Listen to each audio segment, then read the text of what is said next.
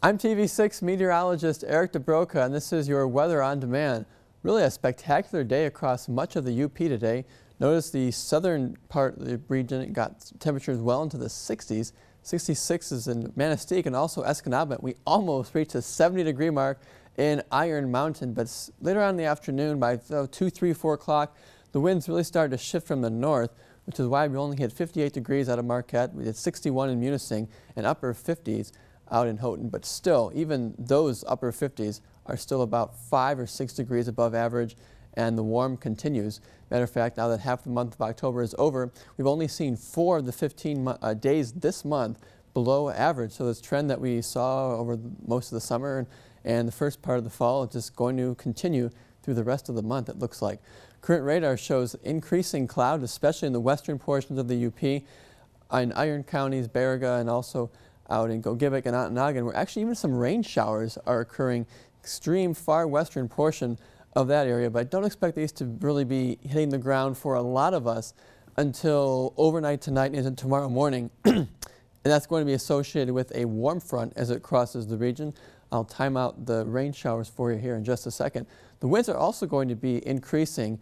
We're not going to see quite the gusts as we saw Friday night into Saturday, but still they are going to be pretty gusty as well. Notice 7 miles an hour seems to be our lucky number all over the place here, but the direction is out of the north at the moment and starting to shift to the east. So overnight tonight we'll see those winds change, and really over the next 24 to 36 hours, winds are going to be all over the place, south, east, north, and then even west as well.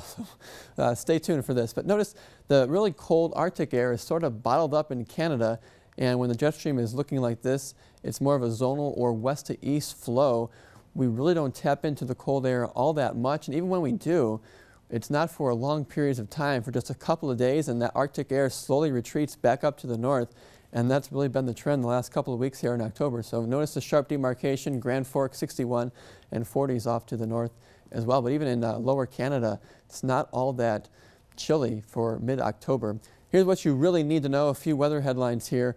Definitely the first part of the week, warm, wet, and windy are 3 W words that can sum it up quite perfectly, as temperatures on Monday, well, really, for the first 3 days of the week will be above average, but Monday, we're looking at temperatures 15 degrees above average, as some areas make it into the 70s, and that's almost 20 degrees above average.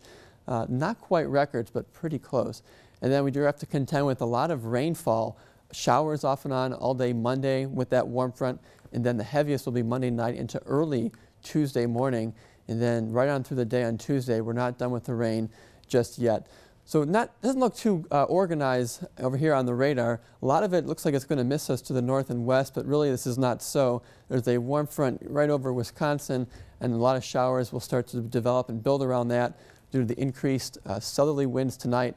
Notice how it really becomes better organized tomorrow morning. We do have some heavier rain showers picking up tomorrow afternoon. That's where I expect the warm front to be crossing late morning, early afternoon, and areas south. I would not be surprised to see even some thunderstorms, and we could see some light severe weather.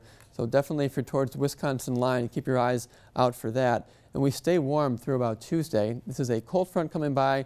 Winds continue to increase all day Tuesday, but really even this air behind this cold front is not all that cold. We have to wait till the second half of the week to find some more seasonal temperatures into the 40s and low 50s. So tonight the coldest readings will be off to the east, right around upper 40s to near 50, low 50s in the west. But check out the warmth surging in from the south, 70 degrees it wants to throw towards Marquette. I don't think we'll get that warm in Marquette, but it's going to be upper 60s anyways for a lot of us. And down south is where your best bet to see the low 70s.